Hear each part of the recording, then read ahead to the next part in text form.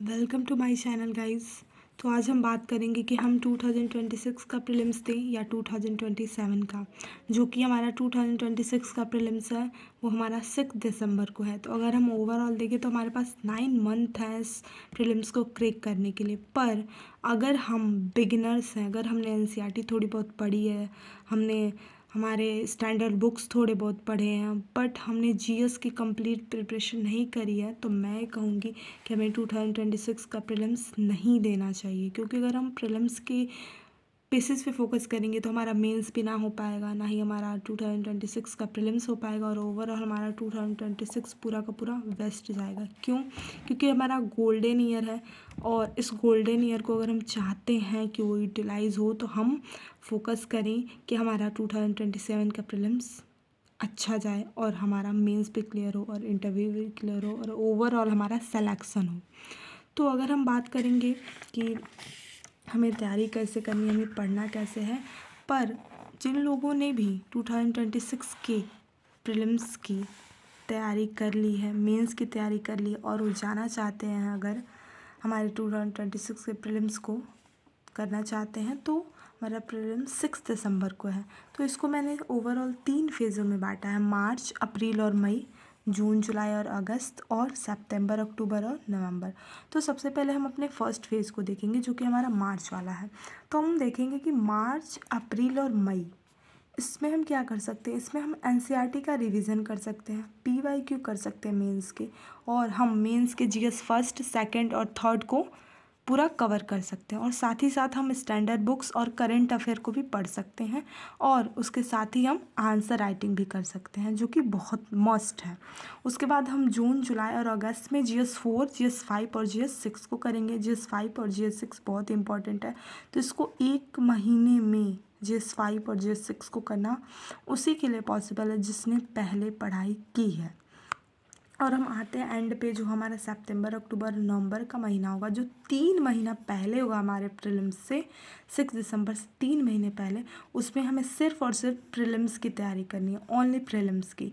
और उसके लिए हम क्या करेंगे, घटना चक्र करेंगे जो कि हमने पहले पढ़ा होगा।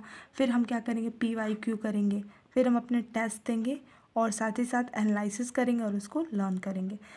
पर अगर हम चाहते हैं कि हम इसको अच्छे से क्रैक करें और हमारा प्रिपरेशन नहीं हुआ है, तो हम अपने सेकंड फेज़ को देखेंगे, अपने सेकंड टारगेट को देखेंगे, जो कि क्या होगा, 2026 का प्रीलिम्स होगा। और अगर हम इसको नहीं देना चाहते हैं तो हम 2027 के लिए बहुत ही अच्छी तैयारी कर सकते हैं, और बहुत ही गोल्डन टाइम मिलेगा, और साथ ही साथ बहुत ही ज़्यादा टाइम मिलेगा 2026 के प्रीलिम्स को तैयार करने के लिए। तो इसको हम देखते हैं। मैंने बहुत सारे स्टूडेंट्स के कमेंट देखे कि 2027 के लिए क्या करें, तो कैसे पढ़ें, कैसे स्टार्ट करें, क्या एनसीईआरटी बुक पढ़ें। तो ओवरऑल मैंने वो सारी चीज़ें इस वीडियो में कवर की हुई है, तो वीडियो को एंड तक ज़रूर देखें, बहुत हेल्प होगा। तो अगर हम आते हैं 2027 के लिए, तो अभी आज हमारा 28 फरवरी है, और हम अगर मार्च से देखें तो अगर हमारा प्रीलिम्स अक्टूबर या नवंबर में होता है 2027 में, तो हमारे पास 19 to 20 मंथ है प्रीलिम्स तक, टिल प्रीलिम्स तक। पर हम मान के चलेंगे कि हमारा 26 का दिसंबर में होगा, तो 27 का ऑफ कोर्स नवंबर दिसंबर में जाएगा ही जाएगा। तो हम इसको स्टार्ट करते हैं कि हमें अपनी प्रिपरेशन कैसे करनी है, ये ध्यान से सुने। तो अगर हमें अपनी प्रिपरेशन स्टार्ट करनी है तो सबसे पहले हम सलेबस को देखें। सलेबस का क्या करें, हम प्रिंट आउट निकलवा लें। तो हम क्या करें, सलेबस का प्रिंट आउट निकलवा लें, और साथ ही साथ हम पीवाईक्यू भी करें। कम से कम 2-3 सालों का पीवाईक्यू हम लोग एटलीस्ट देखें, और नहीं हो सकता तो हम 2 या 1 साल का प्रीलिम्स का पीवाईक्यू देखें। फिर उसके बाद से अपनी प्रिपरेशन स्टार्ट करें, और धीरे धीरे हम क्या करें, और भी कई सालों के प्रीलिम्स के पीवाईक्यू देखें। तो हम स्टार्ट करते हैं। तो अगर हम अपनी प्रिपरेशन इस मार्च से स्टार्ट करते हैं, मार्च से, तो हम क्या करेंगे, सबसे पहले 9th और 10th की एनसीईआरटी को पढ़ेंगे, थॉरली पढ़ेंगे, बहुत ही अच्छे से पढ़ेंगे। और अगर हम 9th 10th की एनसीईआरटी को पढ़ते हैं तो हमारे पास एटलीस्ट 1 महीने रहेंगे और 1 महीने में हम 9th और 10th के एनसीईआरटी को ओवरऑल अच्छे से कवर कर सकते हैं। उन 1 महीनों में हमारे पास 31 डेज़ रहेंगे, जिसमें हम क्या कर सकते हैं कि हम इन एनसीईआरटीज़ को वीक वाइज डिवाइड कर सकते हैं। जैसे कि एक वीक में हम एक सब्जेक्ट के एनसीईआरटी को पढ़ें, सेकंड वीक में हम सेकंड सब्जेक्ट को, थर्ड वीक में थर्ड और फोर्थ वीक में फोर्थ। तो ऐसे करके हम अपने पॉलिटी, इकोनॉमी, जियोग्राफी और हिस्ट्री के एनसीईआरटीज़ को कवर कर सकते हैं, जो कि 28 डेज़ में ही। और हमारे जो 3 डेज़ बचेंगे, मतलब 3 डेज़ बचेंगे, उसमें हम एनसीईआरटी को समझेंगे, एनसीईआरटी के एक्सरसाइज को करेंगे और पूरा का पूरा हम इस एनसीईआरटी को कवर कर लेंगे मार्च में। देन हम मूव करते हैं हमारे अप्रैल के लिए हम क्या करेंगे कि हम अपने 11th की जितनी भी एनसीईआरटीज़ हैं हमारे, जैसे इकोनॉमी की हो गई एक एनसीईआरटी है, उसके बाद से हम पॉलिटी की एनसीईआरटी, उसके बाद से जियोग्राफी और हिस्ट्री की कुछ एनसीईआरटीज़। तो इन एनसीईआरटीज़ को हम 30 दिनों में कवर करेंगे। इसका भी सेम वही फार्मूला है कि 1 वीक में एक सब्जेक्ट को करेंगे और 4 वीक्स में हम अपने एनसीईआरटी को कवर कर लेंगे। और जो 2 दिन हमारा बचेगा उसमें हम नोट मेकिंग ना करें। पहली चीज़ तो ये बता दें कि एनसीईआरटी को पढ़ें, ओनली थॉरली पढ़ें, एनसीईआरटी के एक्सरसाइज करें पर नोट मेकिंग ना करें। तो हम एनसीईआरटी के एक्सरसाइज को करेंगे। देन आफ्टर हम आते हैं मई में हम क्या करेंगे, हम 12th के एनसीईआरटीज़ को करेंगे। सेम वही फार्मूला, 1 वीक में एक सब्जेक्ट को एनसीईआरटी को कवर करेंगे। और जो हमारा ये वीक वाला चीज़ है कि 1 वीक में हम करेंगे, बहुत ही ज़्यादा इंपॉर्टेंट है और बहुत ही ईजिली आप कवर कर लोगे इसको। और उसके बाद से 3 दिन बचेंगे, उसमें हम एनसीईआरटी के एक्सरसाइज को, थोड़े घटना चक्र के क्वेश्चंस वगैरह हम लगा लेंगे। तो ओवरऑल इस तरह से हमारा जो फर्स्ट फेज़ होगा वो कंप्लीट हो जाएगा और इस तरह से हम अपने इन सारे एनसीईआरटीज़ को बहुत ही अच्छे से कवर कर लेंगे। देन हम मूव करते हैं हमारे नेक्स्ट फेज़ पे। तो इससे मूव करने से पहले मैं आपको बता दूंगी कि आपको रिसोर्सेज कौन कौन से रखने हैं। मेंस के लिए रिसोर्सेज बहुत ही स्टैंडर्ड होने चाहिए और बहुत ही हेल्पफुल होने चाहिए, जो आपको एंड तक, आपके इंटरव्यू तक आपका साथ दें। तो सबसे पहला है पॉलिटी के लिए हमें लक्ष्मीकांत करने होंगे, साथ ही साथ बेयर एक्ट्स करने होंगे और करंट अफेयर तो पता ही है। मॉडर्न हिस्ट्री के लिए हमें स्पेक्ट्रम करने होंगे। आप अदर बुक को भी प्रीफर कर सकते हैं। ज्योग्राफी के लिए ऑलमोस्ट 11th और 12th की एनसीईआरटी और जीसी लॉन्ग, और आप मैप कर सकते हो, ये बेस्ट है।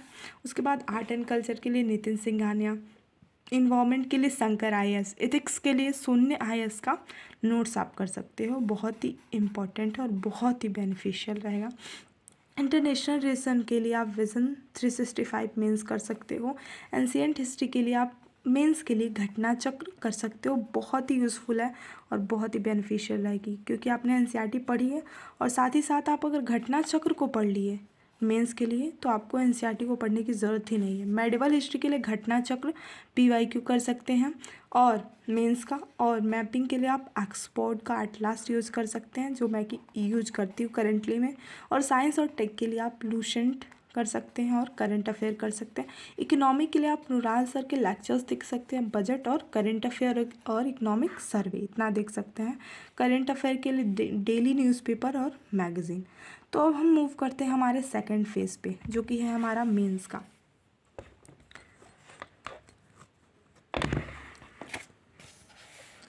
तो जैसे हमारा फर्स्ट फेज़ ख़त्म होता है तो हमारी तैयारी शुरू होगी। तो इसके लिए हमारा जून का महीना होगा, जून से हम अपनी तैयारी को स्टार्ट करेंगे। तो जून और जुलाई में, इन 2 मंथ में, जून और जुलाई में आप क्या कर सकते हैं कि आप स्टैंडर्ड बुक कर सकते हैं। Laxmikanth, spectrum, GC Leong, Shankar IAS, Nitin Singhania, maps, Ghatna Chakra, ये प्रीलिम्स के, इन सबको आप कवर कर सकते हैं, देख सकते हैं, पढ़ सकते हैं प्रॉपरली, बहुत ही अच्छे से। देन हम मूव करेंगे इन सबको पढ़ने के बाद हमारे GS पे, क्योंकि हमें पता है कि GS ही सबसे इम्पोर्टेंट है। भले हम प्रीलिम्स निकाल लें, पर अगर हमारा GS नहीं तैयार है, GS नहीं कंप्लीट है, तो हमारा मेंस नहीं निकल पाएगा। तो इसके लिए हम क्या करें, तो अगस्त और सितंबर में हम GS फर्स्ट को तैयार कर सकते हैं। 2 महीने हमारे पास रहेंगे और 2 महीने बहुत होते हैं अगर हम इन सब्जेक्ट्स को देंगे। GS में, जैसे GS फर्स्ट में आपका आ जाता है हिस्ट्री, आ जाता है ज्योग्राफी, आ जाता है आपका सोसाइटी, आ जाता है। तो इन सब के लिए हमने जो भी रिसोर्सेज अपने रखेंगे वो हम रखेंगे और उनको पढ़ेंगे, साथ ही साथ करंट अफेयर देखेंगे, मैप देखेंगे, PYQ देखेंगे मेंस के। इस तरह से हम 2 महीने में GS फर्स्ट को पूरा कवर कर लेंगे। देन हम मूव करेंगे जीएस सेकंड के लिए। तो इसमें हमारा अक्टूबर और नवंबर का मंथ मिलेगा, सितंबर के बाद अक्टूबर और नवंबर का मंथ, जिसमें हम करंट अफेयर करेंगे, मैप्स करेंगे और पीवाईक्यू करेंगे। देन हम मूव करेंगे हमारे दिसंबर में। दिसंबर और जनवरी में हम जीएस थर्ड करेंगे, करंट अफेयर करेंगे, मैप करेंगे और पीवाईक्यू करेंगे। सेम वही चीज़ रहेगा, जिसमें हम जितना पढ़ना चाहें उतना पढ़ सकते हैं। फिर हम करेंगे फरवरी में आएंगे, जिसमें जीएस 4 करेंगे, हिंदी करेंगे, एस्से करेंगे, करंट अफेयर, मैप और पीवाईक्यू करेंगे। देन हम मूव करते हैं अपने नेक्स्ट टॉपिक पर। उसके बाद हम क्या करेंगे, हमारा अप्रैल और मई में जीएस 5 करेंगे, जो कि यूपी स्पेशल 5 रहेगा, और करंट अफेयर करेंगे, मैप करेंगे और पीवाईक्यू करेंगे। उसके बाद हम जून में क्या करेंगे, जीएस 6 करेंगे, करंट अफेयर करेंगे, मैप करेंगे और पीवाईक्यू करेंगे। और इस तरह हमारा सेकंड फेज़ होता है कंप्लीट। और तब तक हमारा जुलाई महीना आ चुका होगा, 2027 का जुलाई। और जुलाई आने तक हम अपना पूरा का पूरा, गाइस आप देख सकते हैं, हम अपना पूरा का पूरा जीएस कवर कर लेंगे, जो कि बहुत बड़ी बात है। और इस जीएस को कवर करने के बाद हम आएंगे अपने प्रीलिम्स पर, जो कि 2026 का होगा। जुलाई तक नोटिफिकेशन आ चुका होगा, जुलाई तक फॉर्म्स भी आ चुके होंगे। तो हमारे पास टाइम कितना बचेगा, 3 महीने से 4 महीने हमारे पास टाइम रहेगा। तो हम क्या करेंगे, अगस्त में घटना चक्र कर सकते हैं, जो कि हम बीच बीच में पढ़ते रहेंगे प्रीलिम्स के। तो घटना चक्र, करंट अफेयर का पूरा रिवीजन कर लेंगे। और सितंबर में हम क्या करें, हम सिर्फ मॉक्स देंगे और उसको एनालिसिस करेंगे, और जो भी चीज़ें हमारी छूट रही होंगी उसको हम याद करेंगे, प्रॉपरली याद करेंगे, रटेंगे उसको। और इस तरह हम पहुंच जाएंगे हमारे मेंस 2027 में। तो मिलते हैं नेक्स्ट वीडियो में। Thank you.